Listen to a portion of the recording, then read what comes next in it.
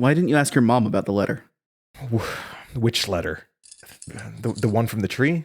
According to Felix's investigations, she knows who it is that sent the letter. The guy spent time with her, read to you, and argued with the medical director, but you never talked to your mom about the letter. Why? Well, I didn't know any of that until I read Felix's notes, so...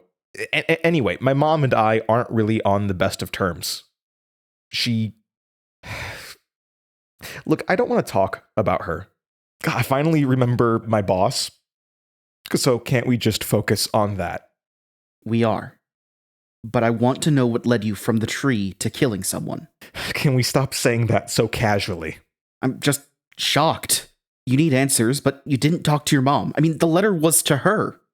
I haven't been able to form a lot of connections. I am trying. I just forget things before I can do anything about it. Kind of the reason I contacted you. Besides, Mom hasn't been sane for a while. And you have been? Harsh. But fair enough. She's become a little scary. She wants to ignore everything around her.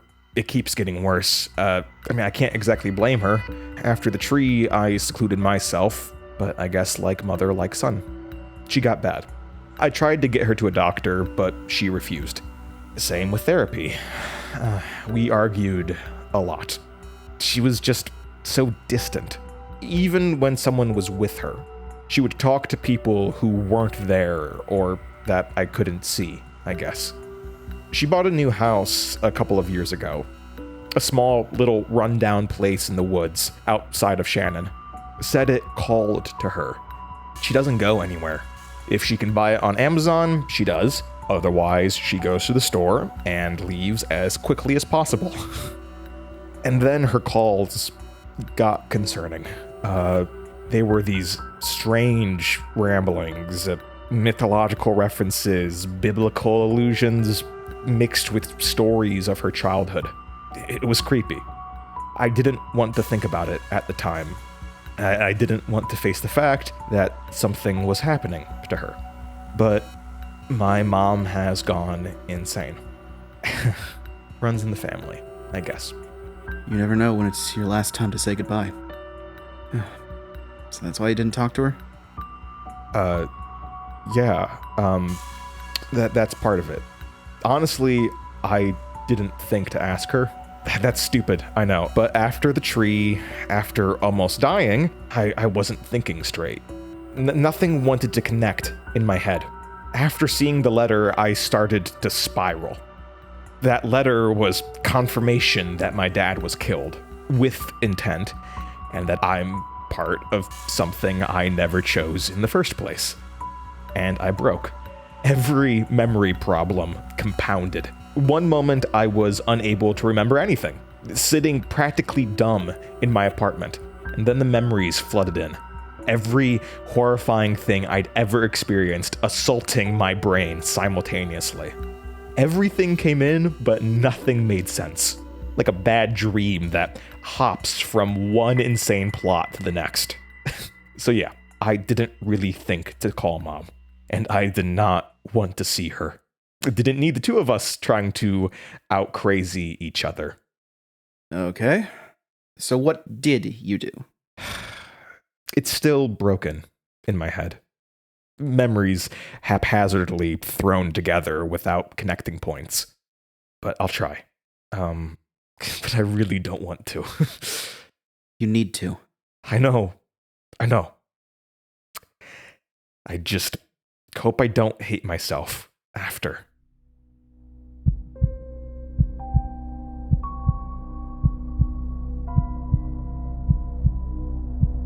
Welcome to the Beating Heartland, created by Denver Baughman. Episode 16. The Boss.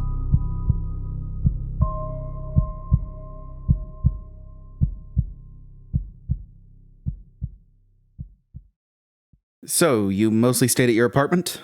Yes, as much as I could. Not that it helped. How come? It wasn't just the memories lingering with me. Somnum was there. My own personal paralysis demon. He was there almost constantly, not just in the quiet hours of the night, except he looked different. Different? He looked like Sam. But I know it was Somnum. I know how he feels. The knot in my chest, the inability to move, the sudden terror that you might never get up again. He just sat there, mocking me, making me look at the bullet wound in his head, blood dripping out. He just smiled at me. But Somnum isn't real. Who knows? I really hope so. I've tried to grab him before, kill him, make him never want to come back, but I never can. Anyway, after a few days of that mess, Mom called. Last call I've gotten from her since, I guess you guys have my phone, so I don't know for sure, but anyway, I didn't answer. Did she leave a voicemail? Yeah. Yeah, she did. What did she say? It was distorted. She was confusing enough on her own, but her audio was like someone was crinkling tinfoil. She kept cutting out. She did live in the middle of a forest, so... Yeah. She said, "The locusts feed on the land, and the rats crawl from the holes. We are surrounded by those we do not know and can never love. The strings that lead us are tied around our necks, and the wolves howl from the never-ending tunnels." Then she seemed to have a moment of clarity, or at least I hope it was clarity. She said, "I have always loved you, Denver.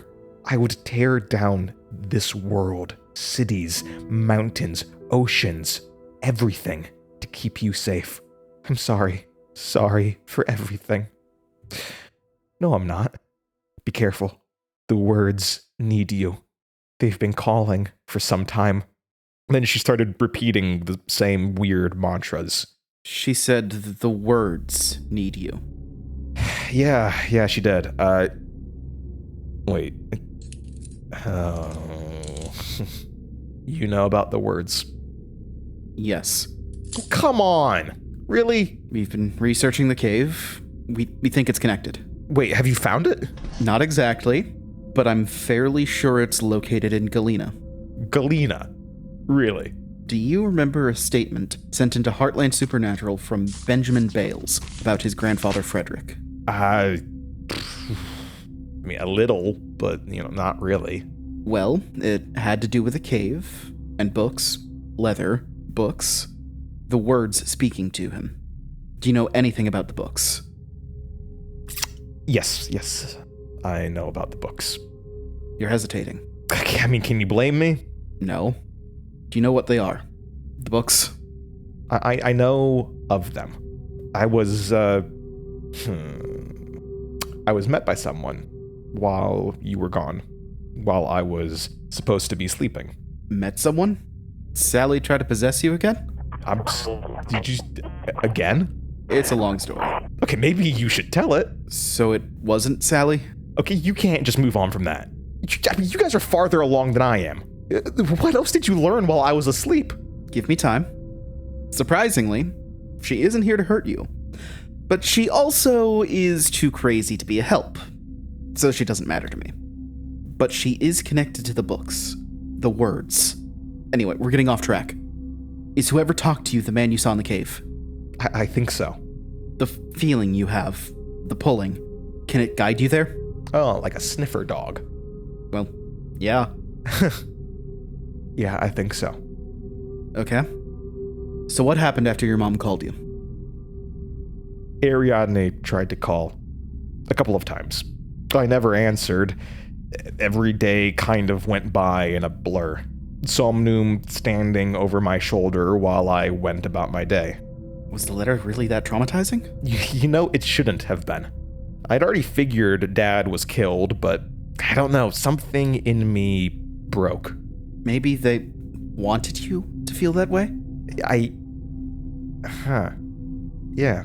It almost felt like an attack. So what happened after the recording session? It was December 31st. What made you show up to work? I know it's crazy, but the work is calming. Telling stories from other people or stories in general, it's an escape. Except not this time. You had the visions of the cave. The voice saying, "You need to find me." Everyone was looking at me.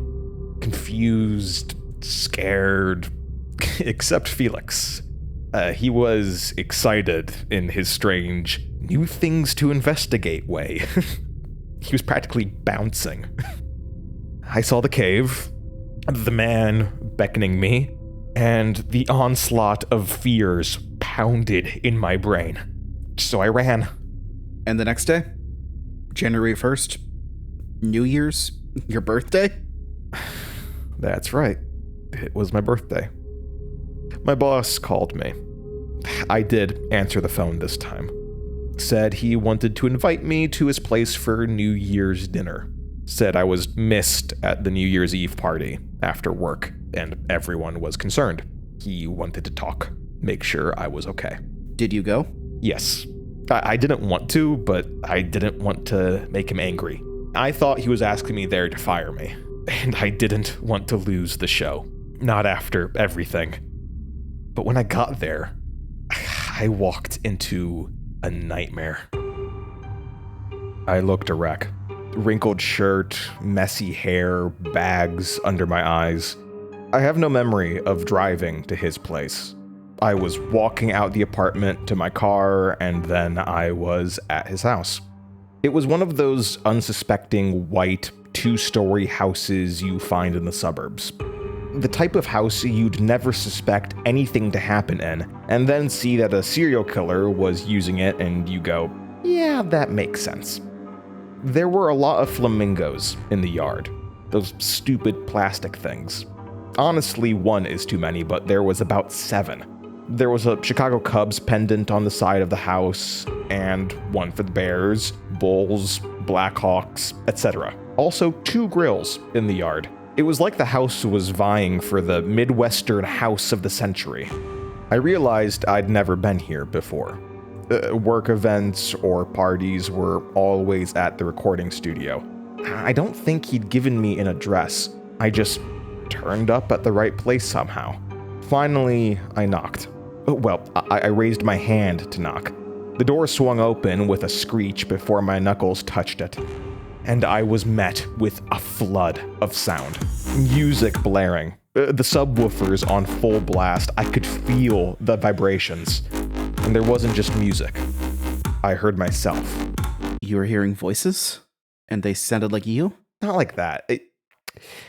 I could hear myself, the radio show. He was playing past recordings. Several. At the same time. Do you ever feel lost? Like you're in the middle of the woods of your mind and you can't find the way out? Now, I've gotten used to hearing my voice, but hearing multiple of me at the same time, not enjoyable. My boss stood in the door. He was wearing a floral shirt, bright oranges and blues. He smiled at me, mouth mostly covered by his bushy black mustache. His hair short and as precise as his lawn. Denver, good to see you. Thanks for coming. Come on in. Take your shoes off. Be comfortable. I walked in and he quickly closed the door. I glanced around and the living room was exactly how you would expect it to look. Of course. Thanks for the invite. Sorry I wasn't at the party yesterday. Had some stuff to, Are you having issues with the electronics? What? Oh, the music. Nope, working perfectly fine. Do you ever feel lost? Like you're in the middle of the woods of your mind and you can't find the way out? Then, what is... You like steak? Made you a great steak. Yeah, steak is great, but I don't understand. What are... Great. Follow me. On today's episode, we look at stories of people who escape death by a thread. He led me to the dining room. It was, once again, completely normal, to an unsettling degree, but I didn't know why. Have a seat. I'll go get the steak. Sir, what is it, Denver? What's wrong? You look exhausted. I ran out of work. The recording session, I thought you were wanting to see me to... His hand brushed the desk. lightly touching the steak knife. He chuckled. I'm not gonna fire you, Denver. Especially not on your birthday. Oh, thanks. What year? What? Oh, 23. 23 on the first day of 2023. Well, that's easy to remember. Yeah. Did you spend the day with anyone? Somnoom was standing beside me. The face of Sam stared. Not exactly, I said. Feeling lonely? Scared of what our mind conjures when we're alone? The radio was starting to irritate me. No one. We'll need to make sure this one is extra special. But first, steak. Have a seat. I'll be right back. I sat down and waited. Somnoom sat in the chair next to me. I wanted to scream at him, beat his face into a pulp, but it was Sam's face. The eyes gleamed at me, smiling, the rest of the face devoid of emotion. Blood slid down between the eyes and they twitched, moving to stare at the door. My eyes followed. My boss had gone through it. That had to be a door to the basement. It was the only thing that made sense with the layout. He said he was going to get steaks, but he went to the basement? It was hard to think with all the noise around me. The never-ending drone of my annoying voice pounding in my ears. We thank you once again for listening. This has been MWR's Heartland Focus. Why was he taking so long? I look back at Somnoom. He was smiling. Not like Sam used to. The corners of his lips would turn up, like he was hiding something in his mouth. This was a wide, full-tooth grin, crazed and excited. Somnoom nodded, and I looked around the room, realizing what was wrong. Everything was too clean, too perfect. I had to leave. I stood up and walked to the front door. My hand reached for the knob. The basement door swung open behind me. My boss was holding a plate with a perfect-looking steak. Told you I'd be right back. I walked back to him. Was gonna enjoy some fresh air. It was January in Illinois, so cold. Very cold. He closed the door behind him, standing in front so I couldn't see past. But I heard something. Through the door. Through the loud music and grating voice. A muffled, high-pitched noise. I couldn't quite make it out. He stared at me, eyes cold, burrowing. Then he smiled, big and fake. Time to eat. He guided me back to the chair. Somnoom was still sitting at the table. My boss sat down on the other side. The solitary steak on a plate in front of me. My boss didn't have any food in front of him. Aren't you going to eat? Oh, I am. You should too, before it gets cold. Not wanting to disappoint, I began eating. There was a long silence. Boss stared at me. Somnoom stared at me. The blaring of my voice continued all around me. I picked at the steak, sweat slowly trickling down my forehead. He just stared at me, light grin on his face. It lasted for an eternity. Then, when I'd almost finished the steak, he leaned forward. You know, I heard a lot of interesting things about you last night at the party. Oh? Yes, I did. Shut up! He yelled. His face went red as he swung around to look at the basement door. I hadn't heard anything. He turned back to me, trying to regain composure. Sorry about that. Felix said an awful lot about you. I tensed. Such as? Well, what do you have to say? Is there anything you wish to tell me? You're so good at stories. Why have you been calling in sick so often? What have you been up to? What did Felix tell you? He didn't exactly tell me. I just heard it. He winced in pain, turning his head like an air horn had sounded right next to his ear. He sat there, eyes closed, teeth gritted. Finally, he spoke. You know why I didn't allow certain stories to go on air? Why? Hit too close to home. And while you all are so good at forgetting, I still don't want to tempt things. But it looks like it didn't matter. You found out anyway. What do you know? I shifted in my seat.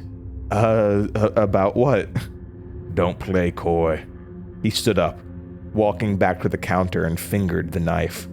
How's the steak? It's good. Thank you. Perfectly normal, right? I've always prided myself on being able to blend in better than most. Everyone's too observant these days. If you are even the slightest bit wrong, they get all nervous. No matter how normal we appear, it's just never enough for people like you. He picked up the knife and pointed it at me. He winced again. His other hand reached to his ear. He mumbled something under his breath. Then he continued, walking closer, swinging the knife casually. You've had your suspicions for a long time. I could see it in your glances at me. But thankfully, you were kept dumb enough not to do anything about it. So what changed? You've gotten bolder in the last year. What happened? Shh. You don't need to say anything. I just need time to listen. Sir, maybe I should just leave. This is a great steak. Don't be stupid. It's your party. The door's locked, right? Yes, it is. Ah, it was your father, I see. And them. You only need to wait a couple more minutes. The steak will take effect soon. Yeah. Poison or sleep? Both. Just not enough poison to kill. But we want you to feel it. He held his head and swayed. I took the opportunity to scan the room for a way to escape, or defend myself. Nothing was clicking. The steak was starting to dull my already addled mind. Boss began to speak again, loudly over the radio. I thought the radio show was a clever idea. Easiest way to get these stories out there. Why get the stories out there if you don't want people to remember? He took the knife and began gently scraping parts of his skin off. No warning, just scrape and blood running from the wound. He didn't flinch or show any sign of pain. He smiled, like it was a relief or a distraction. Fear.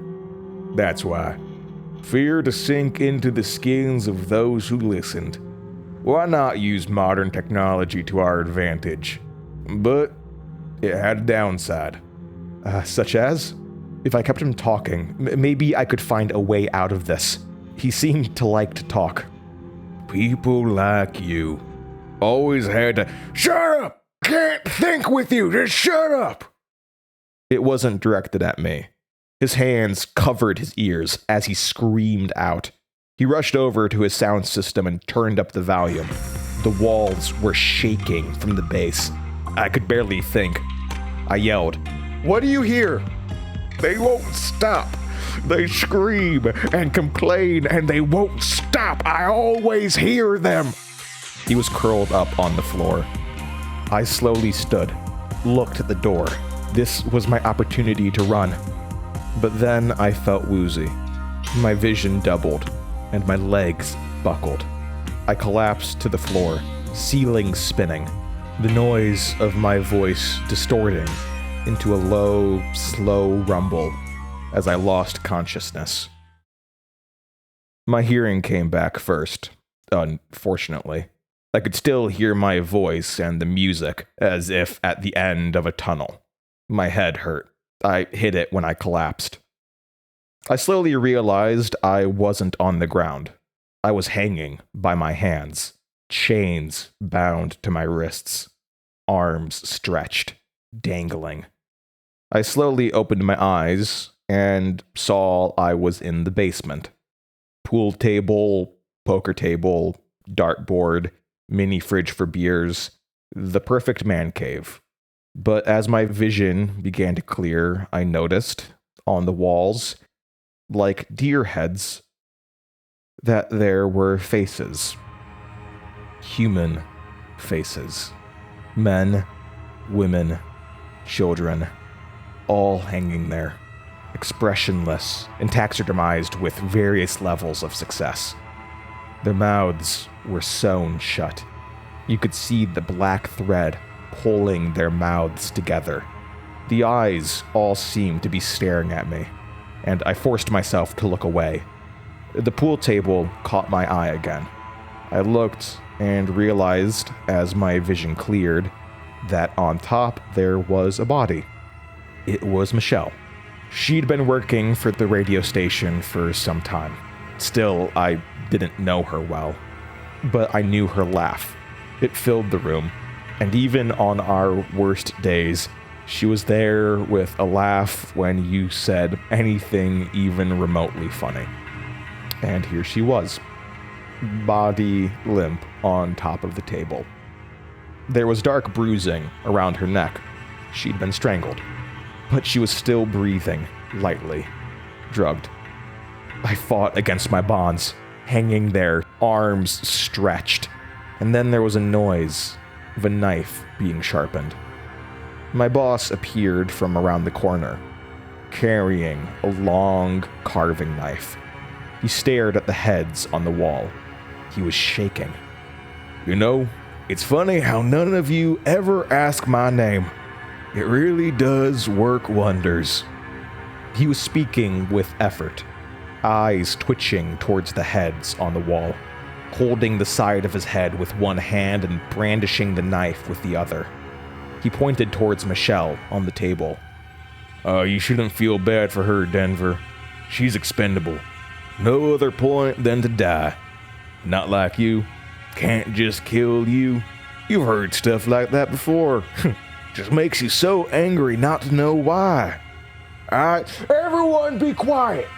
He threw the knife toward the faces, and it stuck into one of them, right between the eyes. It was at that moment I heard them.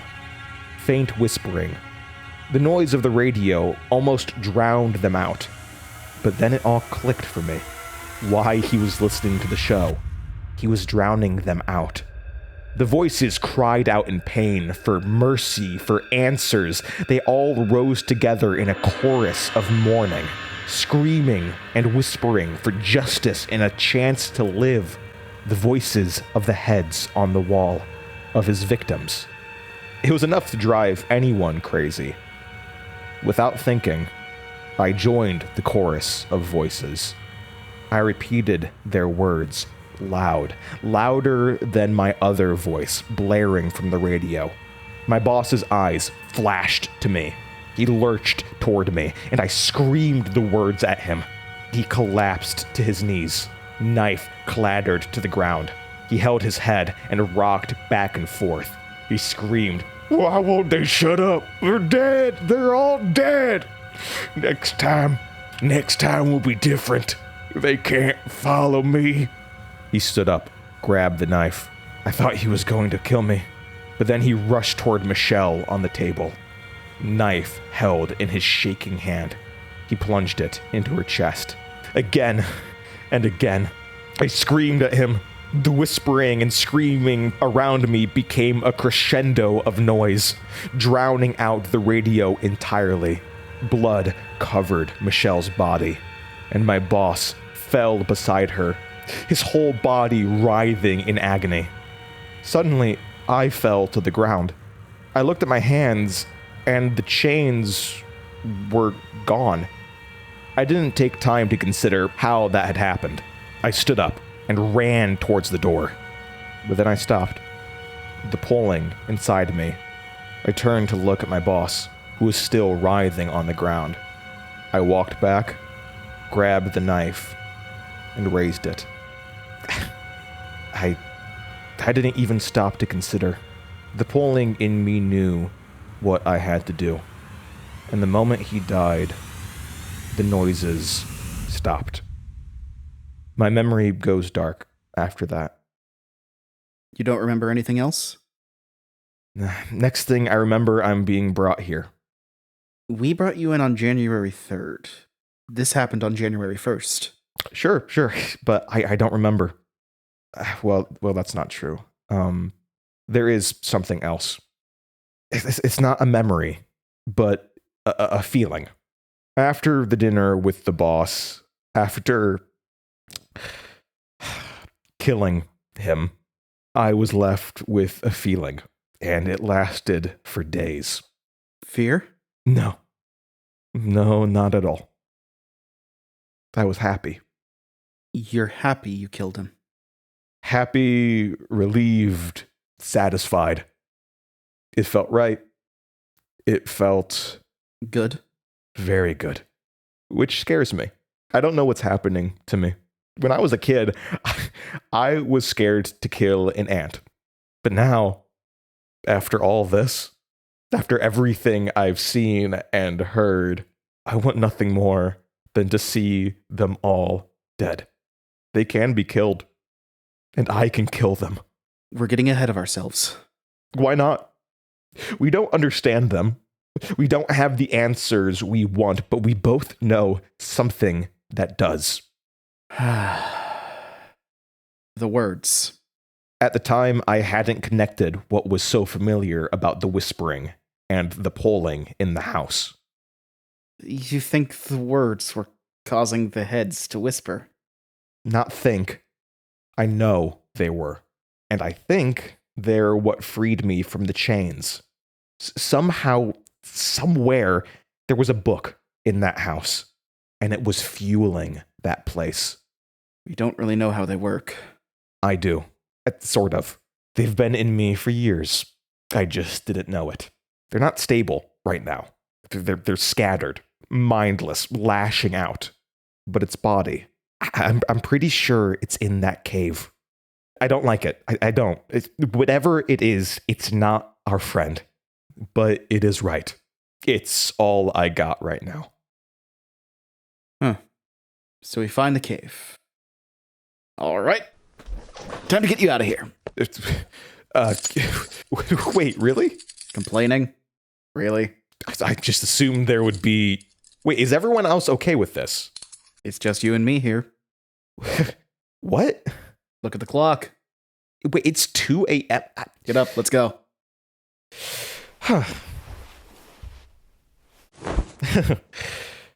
Convince them all to go back to bed while you slept.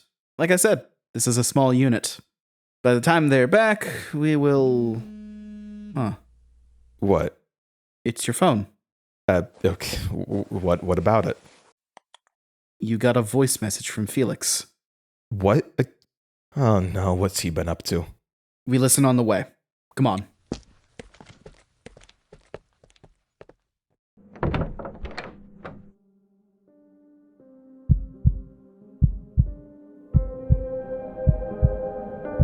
The Beating Heartland was written and performed by Denver Baughman. If you enjoyed the show, please rate and review us on whatever streaming platform you are using. Follow us online at The Beating Heartland. Thank you for listening.